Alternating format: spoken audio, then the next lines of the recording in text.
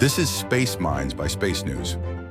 In this week's episode of Space Minds, host Mike Gruss speaks with Robert Lightfoot, President, Space, Lockheed Martin, and former NASA Associate Administrator. Lightfoot takes us inside the company's large space portfolio, from building weather and GPS satellites to advancing missile defense and next-generation interceptors. Hello, I'm joined today by a familiar name to our audience, Robert Lightfoot, who is the president of Lockheed Martin Space. He spent 29 years at NASA, and we're excited to have him here today. Robert, before we start, why don't you give me a little bit of an overview about everything that is Lockheed Martin Space and help set the stage for a little bit about what we're going to be talking about today. That sounds good. Hey, Mike, thanks for having me. I really appreciate the opportunity. Super excited about doing this with you. I think this will be fun. We'll have a little fun today going through it. Let me kind of give you the overview for Lockheed Martin Space, what we are, what we do at a pretty high level. I have three business units inside my group, and one of them is commercial civil space. So we do the weather satellites for NOAA.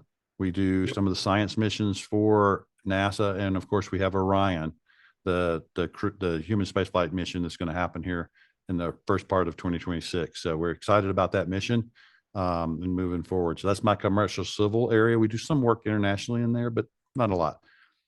I have an organization called Strategic and Missile Defense. You might wonder, why do I do missiles in space? Well, it's because my missiles actually go to space, right? And so that they're that kind of a system. We do fleet ballistic missile, which is the one part of the nuclear triad for the country. The Trident D5, which flies out of the submarines. For us, we do that's probably our anchor tenant that we have. So I have an organization called Strategic and Missile Defense, where we do the fleet ballistic missile, the Trident D5 that flies out of the submarines, part of the nuclear triad for the nation.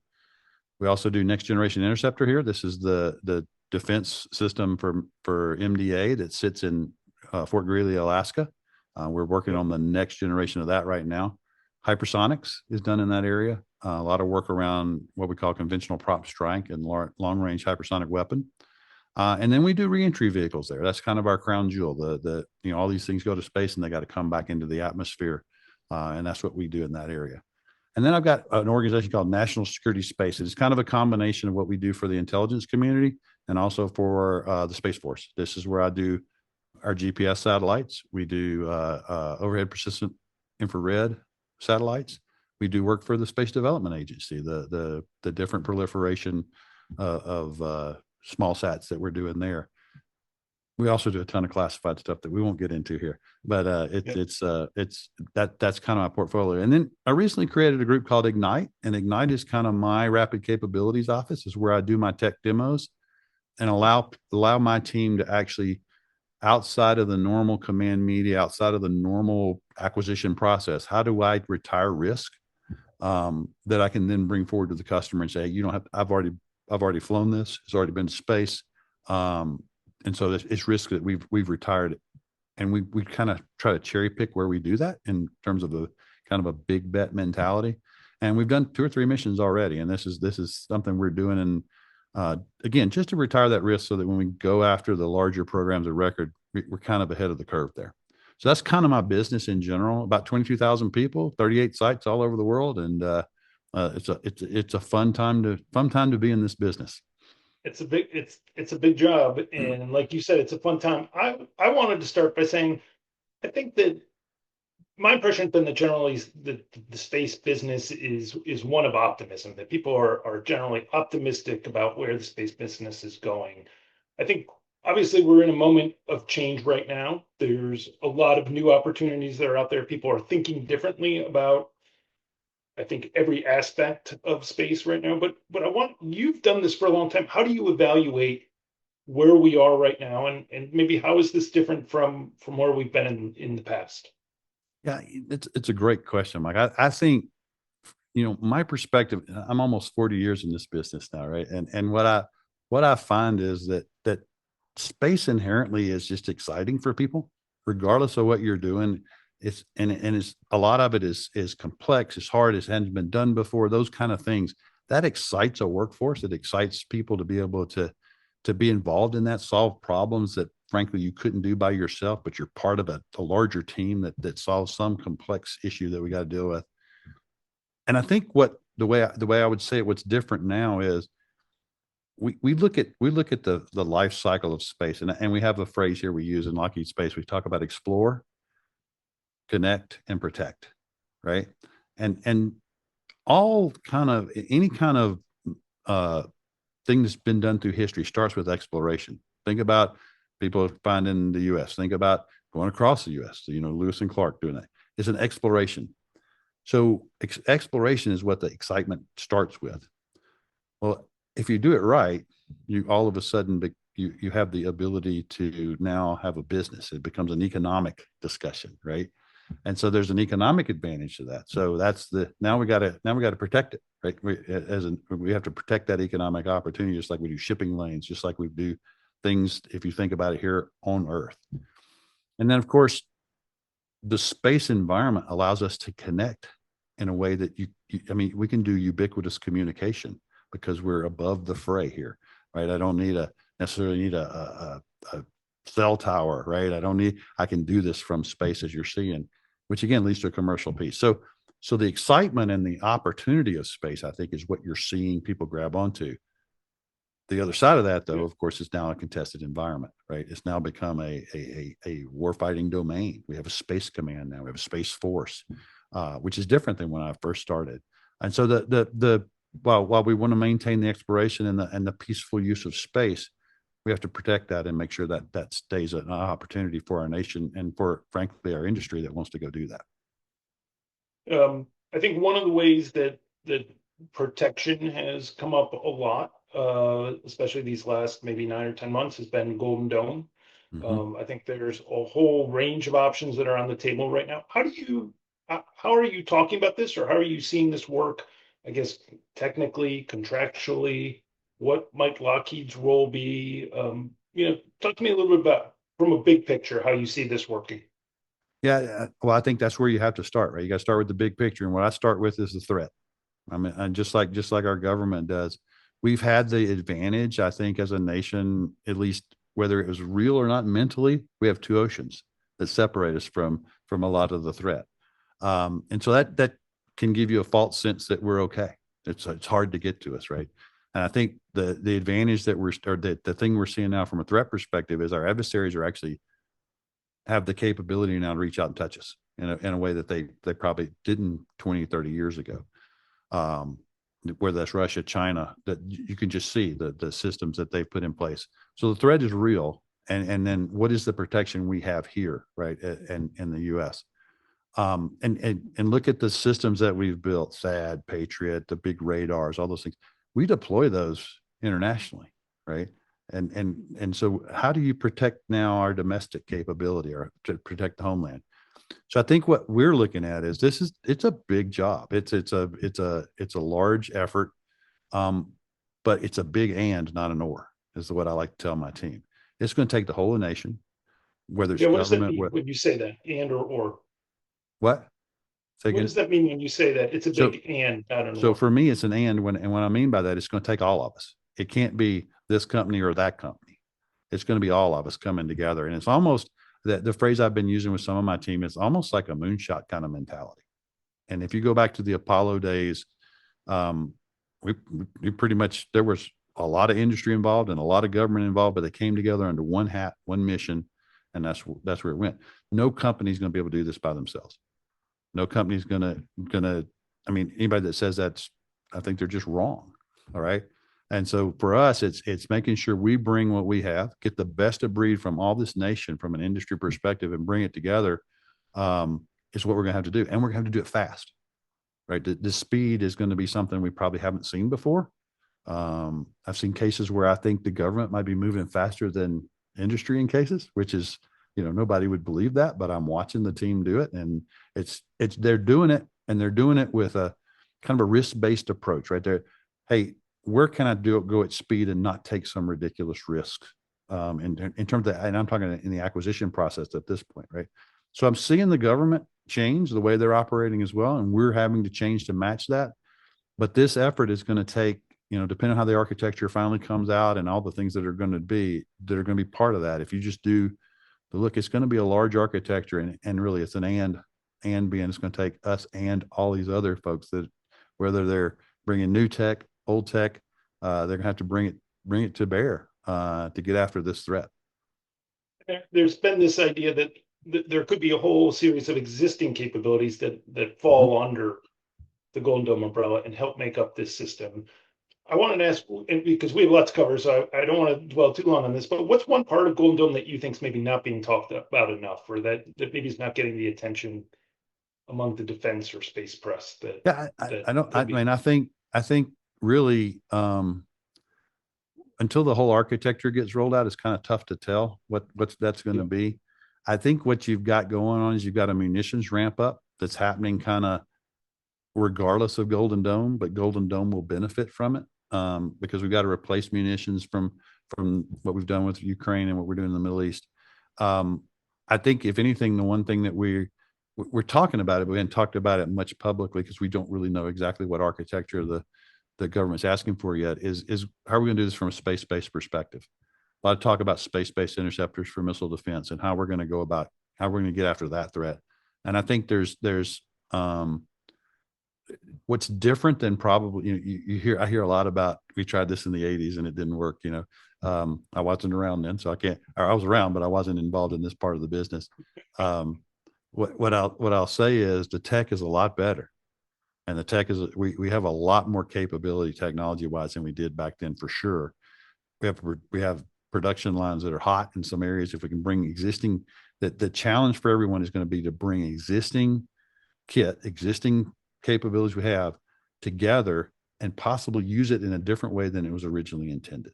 That to me is going to be the secret sauce of this. And therefore you don't develop much new stuff. The new stuff is going to be what we do in space. I think is probably going to be the only thing new. Everything else will be existing things that we do, again, to protect the homeland against the threat as we understand it. And you're still eyeing a potential 2028 space-based interceptor test, correct?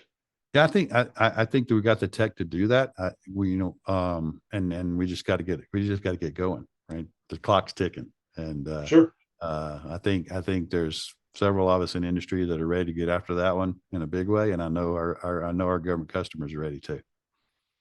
You talked a little bit about everyone being involved in this. One thing that I've noticed, and I don't think I'm alone here, is that especially I think when folks in government, whether or not it's civil space or military space, I think a lot of times when they talk about acquisition reform, and there's certainly an acquisition reform movement going on right now, that they talk about doing things differently, that they talk about moving faster, cheaper, more efficiently. And I was wondering how you kind of square that, because Lockheed, as we mentioned at the top, has been such a dominant player in the space industry. And do you see that as hey, we want to do things differently than maybe how Lockheed has done it? How do you square those two views? Yeah, I think the way I've been thinking about it, Mike, and the way we talk about it with our team is there's value in the legacy mission knowledge that we own as a traditional long-standing prime to get after these missions for the U.S. government. But there's value in what we're learning as we work with a lot of the folks that are coming into this business. We're having to change some of our operating models. We're having to adjust and we're having to adapt. But a lot of that adjustment comes with the government actually adjusting their requirements, right? I build what they asked for. I don't build things. It didn't take me 5 years to build a spacecraft because that's what I want it to be, right? It takes me 5 years because that's the kind of complexity of a given spacecraft. Can we use less complex spacecraft to get after this mission? Absolutely, right? And so part of that is this shoulder to shoulder process that we have to go through with the customers. It can't be transactional. It can't be, hey, here's what I want, throw it over the fence and then throw it back to me. This is going to have to be shoulder to shoulder as to get after these different activities and talk about things. What's driving costs? What's driving us to go? What's causing me a time problem, a schedule problem? Because I'm really fighting time here more than anything. That's why the speed is important. The time factor is what can I do to reduce that time factor and get kit on orbit, even if it's not absolutely the perfect solution, right? So this perfect is the enemy of good enough, the old trite phrase that you've heard a million times. That is something we have to really pay attention to as we're going getting after this mission, we can get things on orbit quick enough, and we can get things around domestically. Can you give an example of how you've changed, or how maybe you think Lockheed's changed because of that, when there are these, when speed is what's driving everything, and it's like, all right, well, we have to change our own process. Oh yeah, Can you give an no, example of what that looks like? yeah, we've had to do several things to change. I think couple things I'll just use as examples. When Space Development Agency came along, right, this proliferated architecture, bunch of smaller satellites.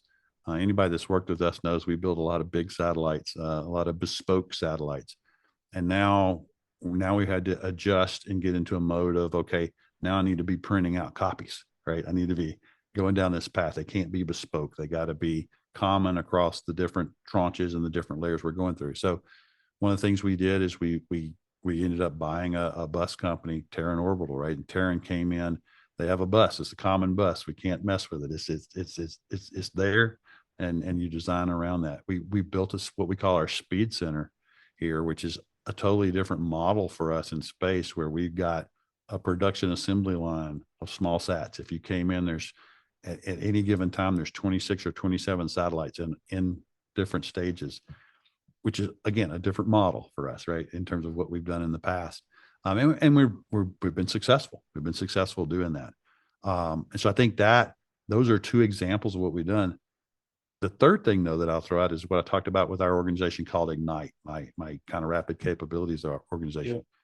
We are going after things maybe differently than we have in the past. And so while I've got a program of record over here that I'm working, and I've got my contractual requirements and I'm hitting them fine, and when it's my requirements, I get to pick, what we do, what we don't do to retire that risk. And so that's allowed us to go much faster. Our LM400 bus, which is a kind of a mid-sized bus for us, think refrigerator-sized bus that we've built. We felt that was a spot to really hit the market that's coming.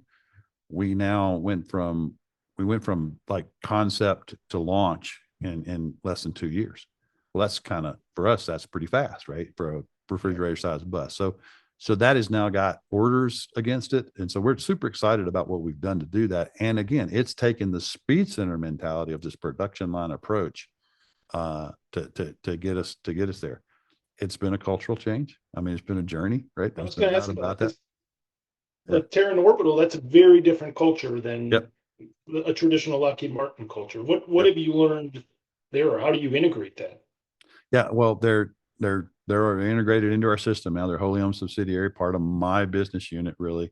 And what we've learned is that, what I'll call a common, repeatable bus is something that it's almost like you fix that. We're not going to mess with it, versus I can always tweak it, right? I can always tweak the buses if I do them in house, and they just deliver me a constant bus, and then we just attach to it. And so it's really kind of taken away some of the, I'll call it, we like to say sometimes we leave our engineers too unconstrained, so they can do whatever they want. Now we're constraining them a little bit. We're going more to a common product mentality.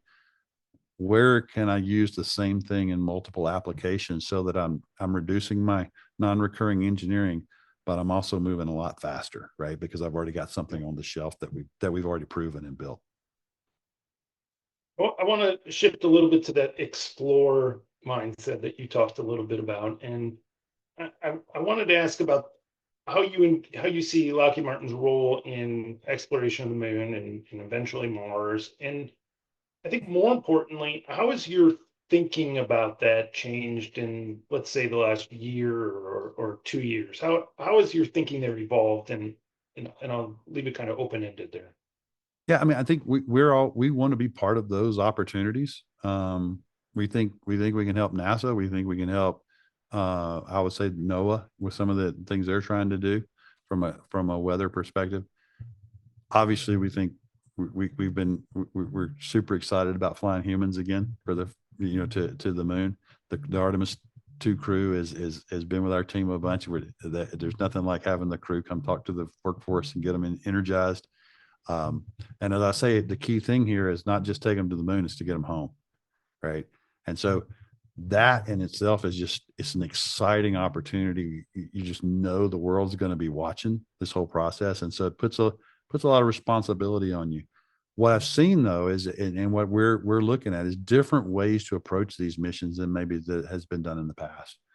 And I'll give you a couple of I'll give you a couple of examples, right?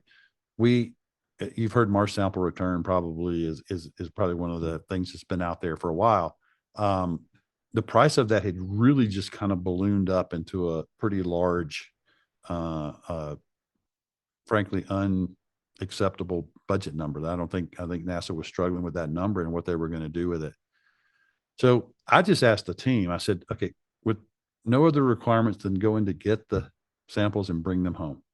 That's my requirement I'm giving you. How would you do that today? Now we were part of those team that was Mars sample return. And we had pieces of that. And I just said, what if we just did it ourselves? What would that look like? Right. And so we were able to put together an architecture and a potential way to do it for less than $3 billion. And I think the price was between 8 and 9. And so that's a pretty big difference. And we actually said we could do it for firm fixed price. So think about that, right? That's a massive difference in the way you're thinking. Now, I am absolutely sure, because we haven't really had NASA hadn't come back to us with a dialogue from that kind of unsolicited proposal we prepared. I'm sure there's things that we didn't assume correctly, and NASA would say, hey, you can't do that, you can't do that. But I'm pretty sure it's still a better approach to go do it. And so it's part of that setting what I call the mission requirement, not the actual details of the actual how. What do you want to go do? And I experienced this when I was in NASA and we did commercial cargo and commercial crew. The mission requirement was so much cargo to the space station. You know, we didn't tell you how to do it. This was just it was a delivery service kind of mentality, right? And so that's kind of how we're thinking about that for Mars sample return. On the human spaceflight side, we're exploring after probably Artemis 5, where we will have reused the Orion capsule one time. We've taken it through its full cycle. How could you then offer Orion as a service? Would anybody be interested? That came up yesterday. Let's hear about that, because that's not something you traditionally think of with space, the as a service model. Well, and we don't know if it's we're starting to unpack it a little bit and talk about what that would be. And again, it would be back to Lockheed kind of has our team would have more of the control over Orion and be less NASA involvement, almost like what we've seen with the commercial crew and commercial cargo. NASA would still be involved, don't get me wrong, but it would be a less than, we got through the development cycle. Now we're kind of in operations. Can we actually turn that over and operate it differently? So that's kind of how we're looking at that. But what I would say is, you asked, what's changed in the last few years. I think the way human spaceflight is being approached has, from my time at NASA, we started this with commercial cargo and commercial crew. And I think there's an opportunity there to continue it, maybe at a much larger level with something like SLS and Orion or the Artemis configurations as we go. So that's, you asked what's made us start thinking differently. That's probably it. The way we're doing it. And by the way, we're again still exploring it. I'm not 100% sure that that's the right answer. But let's get it out there in this world, in the public domain, and have the dialogue around it. Can we go do that? You were in the other, you were on the other side of that table, though. You were in the public sector for a long time. Yep. Like what have you learned kind of swapping seats, or how have you thought differently maybe about how both sides can work in this role? Yeah, I think what I've seen probably more, what has been more interesting to me than anything is that even though we have a federal acquisition regulation, the infamous FAR that we love to talk about, different entities apply it differently. And so I think the whole acquisition approach and the new business models that are coming up, while when I was on the government side, they were interesting, right? Because I could have, a lot of investment from some of the entrants that were trying to do the work for me. On this side, I'm beginning to understand the financial impact, right, of when you make that, and what's the carrot with that investment, what's the return on that investment at the end of the day. So I think what it takes is, in my own view, and really kind of been honing in on this lately with a lot of our customers, is we historically have gotten, I think, transactional in the acquisition world. And what I mean by that is because of the legal stuff, because of all the terms and conditions and some of the policies and regulations, we spend more time talking about that than the actual mission. And so we've got to have this more shoulder to shoulder approach than a transactional approach. The transactional approach almost separates us from the mission too far, in my opinion, that mission partner. And I talk about the example I've always used is when I was on the space shuttle program, I spent probably 20 years of my career on the space shuttle program. You walk into a conference room, you had no idea who the people around the table worked for. Right. As one of my friends said, the badge we wore was the shuttle badge, not Lockheed, not Boeing, not ULA, not whatever. Right. Or not even NASA. You couldn't tell the difference. And so the mission was the focus. And I think we just, from an acquisition standpoint, we got that way. And we got there in NASA in some places with commercial cargo and commercial crew. And now we got others are trying to copy that model. But to copy that model, you got to remember that was a shoulder to shoulder discussion, right? That was not throw it over the fence. That's easy to say though, right? Like how do you do that? Like what changes the mindset to make people say like, well, of course he's saying that. He's wearing the Lockheed shirt. Of course he's saying that. He's wearing the Boeing. I mean, how do you do that? I think it's hard because of industry has their own set of compliance regulations. Government has theirs. What you have to do is you just have to be, I call it stubborn and hard-headed enough to work directly with your customer to say, do you really want that requirement? That requirement's costing, I'll be glad to do it. Right. But can you, if you let that requirement go, I can get you faster and it'll be cheaper. Right.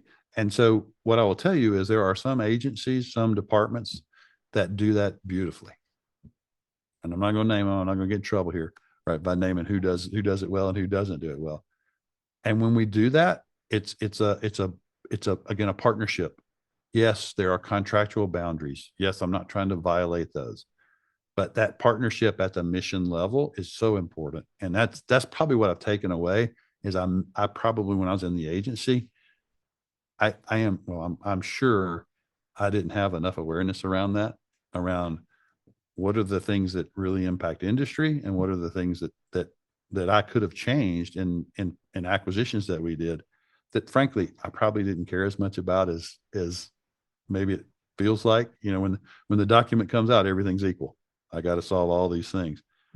And I've talked to several of my friends that were in, acquisition positions in the government. And now they come out and go, wow, I didn't realize how much industry spent time solving that problem. And that problem really didn't matter. I mean, it matters, but it didn't matter. And so being able to have that dialogue is what I'm talking about. And I think that's the only way we're going to get at things like a 2028 Golden Dome test, right? Those kind of things as we go forward. We're just about out of time, but I wanted to ask, and you just mentioned 2028. So let's throw that out as a year.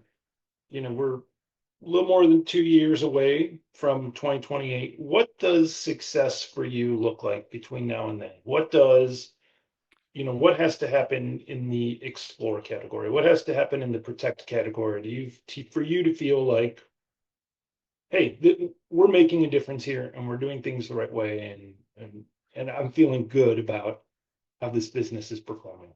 Yeah, I think on the Connect side, so I'll start with Connect, right? I think ensuring that there's a couple of spacecraft we're working on for that are military SATCOM that we got to get those on orbit. The government needs them. Our GPS system needs to get up there. We need to keep the GPS 3 line going, and 3F, which is the follow on that we're about to get into here.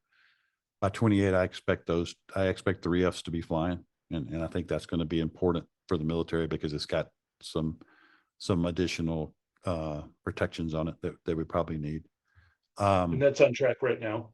Oh yeah. Yeah. And I think in 28, we should be at a point where these proliferated architectures that are going up are actually functioning in a way that the warfighters are now dependent on it.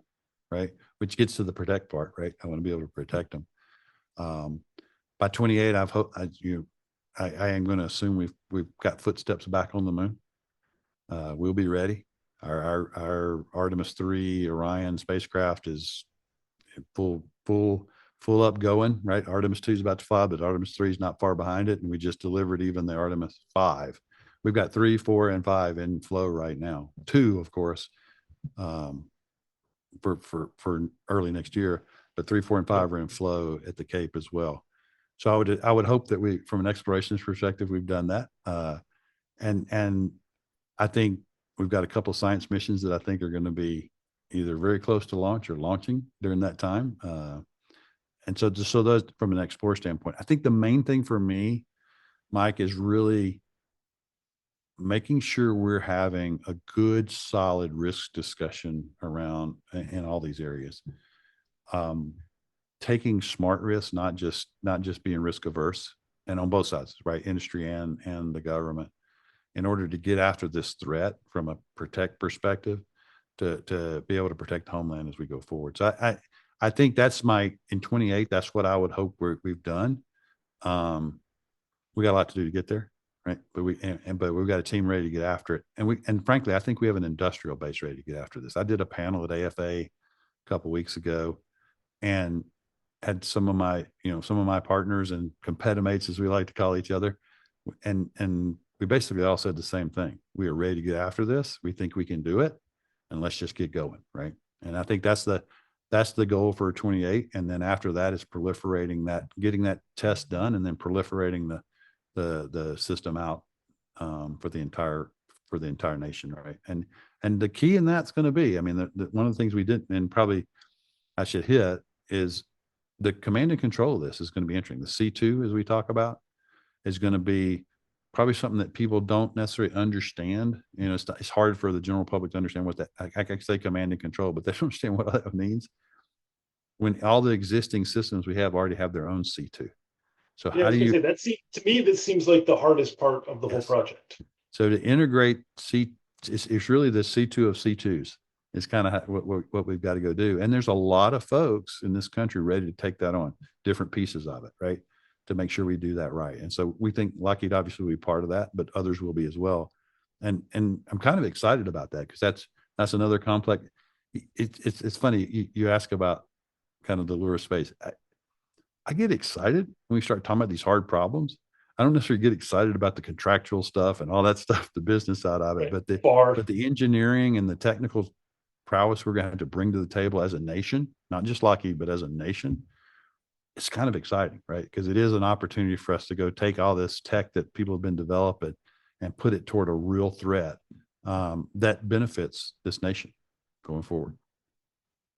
Great. Well, that seems like a great place to stop. Robert, thanks so much for joining us. I appreciate it. Thanks for joining us on Space Minds. All right, Mike, thanks. Appreciate it.